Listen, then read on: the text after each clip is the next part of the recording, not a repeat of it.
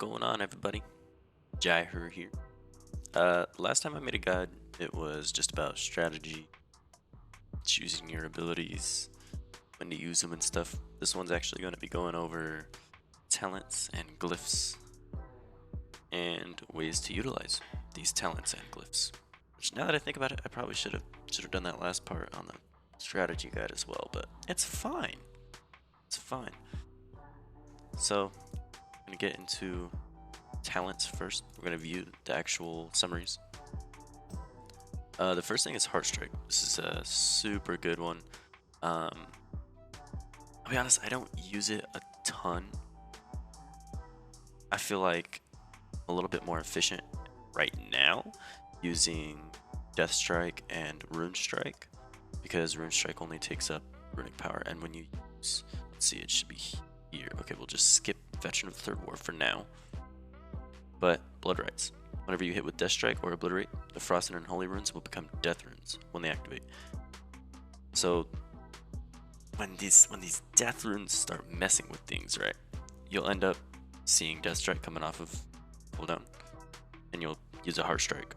And all of a sudden, even though they take up different runes, you use a Heart Strike, it puts Death Strike back on like an 8-second cooldown. So I've kind of gone away from Heart Strike because the Death runes kind of mess with it.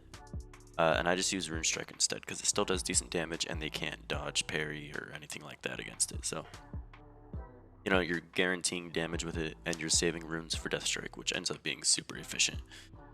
So that's the first thing. Veteran of the Third War. This is super good. This is why you play Blood Death Knight. No, I'm just kidding. There's a bunch of reasons, but this one's really good. Not even really because of the stamina and expertise, but the cooldown of Outbreak, which is huge, especially against people who like to kite you and stuff, specifically rogues. At level 80 right now, I don't have it.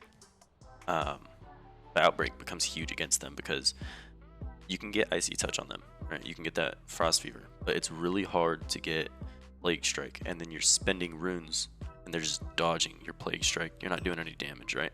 And the reason it's so important to get Plague Strike on a rogue is because of Scarlet Fever. It reduces their damage by 10%, right? So when you do, reduces their melee attack speed by 20%, and then you're nerfing their damage by 10%, that's a really big deal against a rogue, right? And it's dots, so it's damage. But the problem is, it's hard to get that Plague Strike on them, right? With the Outbreak, as soon as you're out of the stun, you can get it on them. Their damage is going to start hurting. You're going to do more damage. You're not spending any runes on it. And then you can start trying to hit a Death Strike. I mean, you can try. So that's Veteran of the Third War. We already went over Blood Rites. Vengeance. Each time you take damage, you gain 5% of the damage taken as attack power, up to maximum of 10% of your health. So just know when you're taking damage, you're going to get attack power. I'm not going to do the math about it, but just you're going to hit harder the more damage you take, basically. Up to 10% of your health. Woo! Alright, Mastery Blood Shield. So there's like a base amount here, right? You get 50%. I'm not going to stack Mastery and Cataclysm. I don't think it's worth it. I'd rather stack Haste.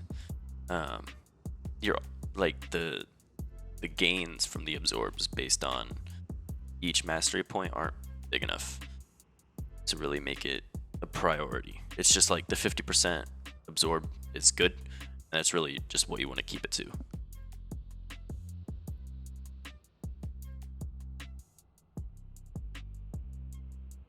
So, and in the actual talent tree now, I'm gonna mention every talent point, but I'm not gonna like overcomplicate things.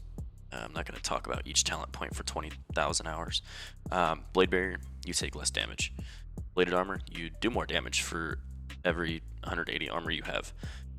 Sense of Blood, you've got a 50% chance after dodging, taking direct damage to gain the Sense of Blood, causing your next 3 melee, you get runic power.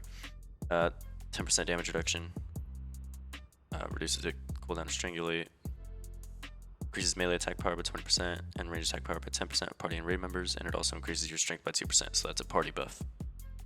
Bone Shield, super good, 20% damage reduction. Icebound Fortitude, reduces damage taken by an additional 30% and costs no runic power. Melee attacks have a 10% chance to spawn a Bloodworm. These are huge because they will heal you and all of your friends around you And they can also do damage as well, if I remember correctly. Attacks your enemies. Yeah, yeah. Improved blood presence increases your rune regeneration by 20% and reduces the chance that you'll be critically hit by melee attacks while in blood presence by 6%. So not only does Plague Strike and Frost Strike slow your opponent's damage down, but they also have less chance of critting it, which is huge. And their crits do less damage even when they do. And we don't really go into the other stances really. Blood presence. Vampiric Blood increases your health by 15%, and then your heals do 25% more healing. Rune Tap, 10% heal. And then when you go below 30% health, your Rune Tap is reset on the cooldown. And it's free. And then you take 25% less damage with this for 8 seconds when you go below 30% health. And then Improved Death Strike just makes your Death Strike insane. Dancing Rune Weapon makes your attacks hit twice. Runic Power Mastery. So I'm also going to go over like stuff that I'm going to do as well. So I'm going to go into Icy Reach. This is where 81 through 85 is going to happen right here. Icy Reach just increases the range on stuff. Always good. And then Lichborn is huge because you can use this, heal yourself with Death Coil. On a Pale Horse, when you cap this out, the duration of movement selling effects against you is reduced by 30%. And then I think your mount speed is increased by like 20%, which is pretty cool.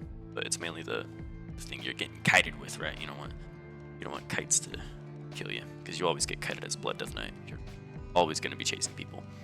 And then Unholy Command, which just reduces the cooldown on Death Grip. So, and then when you kill somebody, it resets the cooldown. So that's the talent tree. Just for 81 through 85, this is going to be the go-to thing here. That's really what's going to make rogues really struggle. Right now, kind of hard to fight a rogue, especially without Outbreak. But once we're at 85, oh boy. Alright, Glyphs. Glyph of Death Strike. So basically, if you have 100 runic power, your Death Strike is going to hit as hard as it possibly can. Damn it. Darn, man. I was on a roll right there, too. Alright, so we were at Death Strike. 100 runic power makes your Death Strike super strong. Heart Strike increases the damage of Heart Strike by 30%. So I'm actually considering dropping this one because of the Death Rune thing that I was talking about. Maybe for Rune Strike or Death and Decay. I think Rune Strike. I'm not sure though. I'll have to decide. I'm likely dropping Heart Strike. If you're making a Blood Death Knight build and that's why you're watching this, I wouldn't be opposed to using Glyph of Rune Strike instead of Heart Strike, right? Because it makes sense, because using Rune Strike over Heart Strike. It's just, Heart Strike also though, like, it does have its benefits, right? If you're not getting hit and there's people, like, say there's like 2 or 3 Horde around you or Alliance, whichever faction you play, right? It does do cleave damage, right? It's not a single target ability. So in that sense, it is really good. So it's really just up to you. I'm might drop it though for Rune Strike. I don't know yet.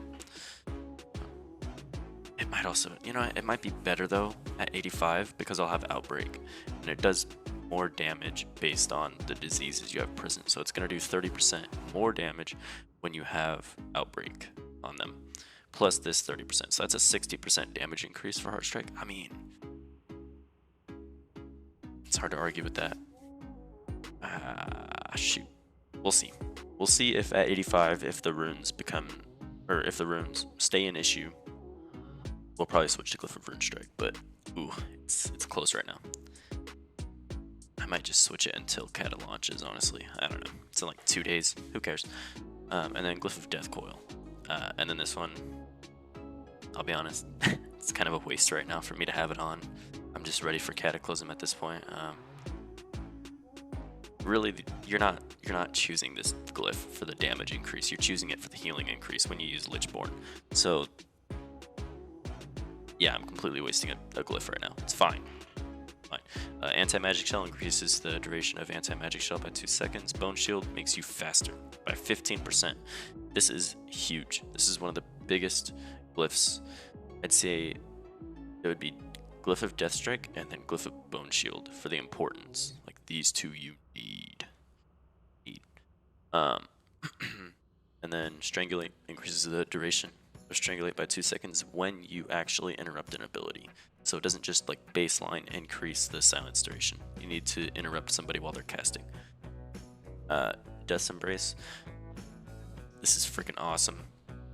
Because when you use Lichborn, you only spend 20 runic power for every heal that you heal yourself with Death Coil. So if you're maxed out, you know, 130 runic power and then you use Lichborn, oh man, you're gonna use like 6 heals on yourself. It's crazy. Blood Tap no longer damages you, and then when your Death Grip, when they're immune, the cooldown's reset, so that's cool. Maybe if like a Paladin bubbles right before you Death Grip, you can get it back. So that's really neat. So that's pretty much the glyphs. There's other glyphs in here that are kind of neat. This one's kind of neat. Alright, you got Rune Tap, also heals your party for 5% of their health. Increases the bonus healing received while your vampiric blood is active by an additional 15%, but it doesn't give you health anymore. You know, that one's neat, but it's not worth it. That's what I'm saying. You see, like, you're sacrificing something for something else. None of these other major glyphs are really doing that, right? And that's the thing, like, if there's glyphs out here that you're not sacrificing anything, it's probably the better choice. There's some PvE stuff going on, increases your threat generation, yeah, like, so most of this stuff is just So this one's nice. Makes your Death Strike heal you for a ton after you get a kill. Your next Death Strike performed while in Frost. Oh, freaking golly, man. No, I don't want to be in stupid Frost. See that? God. I've actually contemplated going to this one, but it's not worth it. So, the glyphs are pretty set, honestly. Like, I don't even use this one. It's a 20-second cooldown, and you get runic power. You should be using this, like, not on cooldown, but every time you have a chance. Allows you safe fall. Like, who cares, dude? These are pretty set in stone. Most of these glyphs are set in stone. I'd say the only one is Heartstrike.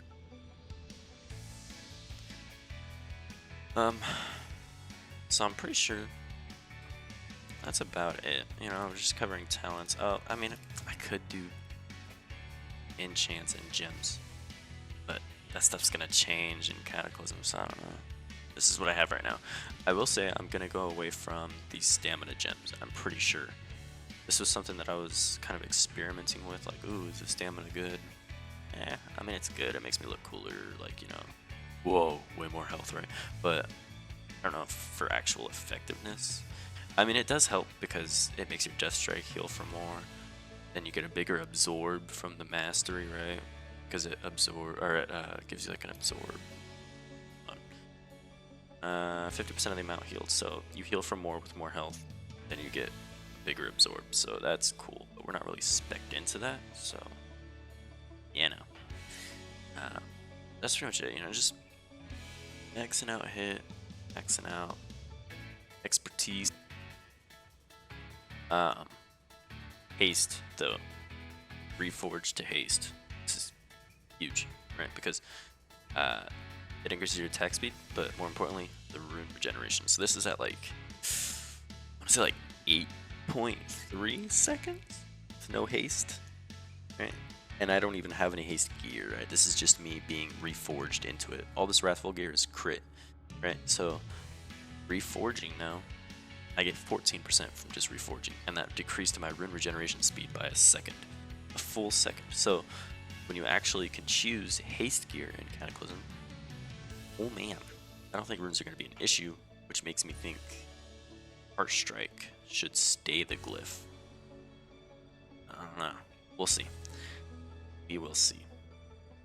But that's pretty much it. Oh, I use Sword Shattering just because, man, dude, these 10-second disarms are insane. Fallen Crusader is not so important as a Blood Death Knight, right? You still hit hard, like, honestly. If they're within range for you to smack them with a Death Strike, it's going to do a lot of damage, right? And usually people are running away and stuff, so you can't really capitalize on the Fallen Crusader. So Sword Shattering is just better. I'll go over what Sword Shattering actually is. That's sword breaking. So, affixes your 200 rune weapon with a rune that increases parry chance by 4% and reduces the duration of disarm effects by 60%. So a 10-second disarm goes to a 4-second, which is huge. That's freaking awesome. And then the parry is also really nice. So I'm thinking, right, like rogues and feral are really good with dodging, and it seems like Blood Death Knight is super good with parrying. So I'm wondering if I stack parry in Cataclysm, if people just will struggle to even hit me. Imagine parrying like 3 kidney shots in a row, you know, like they parry my death, or like they dodge my death strikes, you know, that'd be freaking awesome. So, well, they usually just shadow step kidney anyways, but you know, if they have to shadow step kidney, then that makes it a little bit more difficult on them because they have to use one more ability to be able to do anything. So that's really. But I don't want to keep this too long. That's pretty much it. I'm not going to really dive into enchants just because that stuff's going to change. So, thank you all for watching. This was Jyher's Blood Death Knight PvP guide. Peace.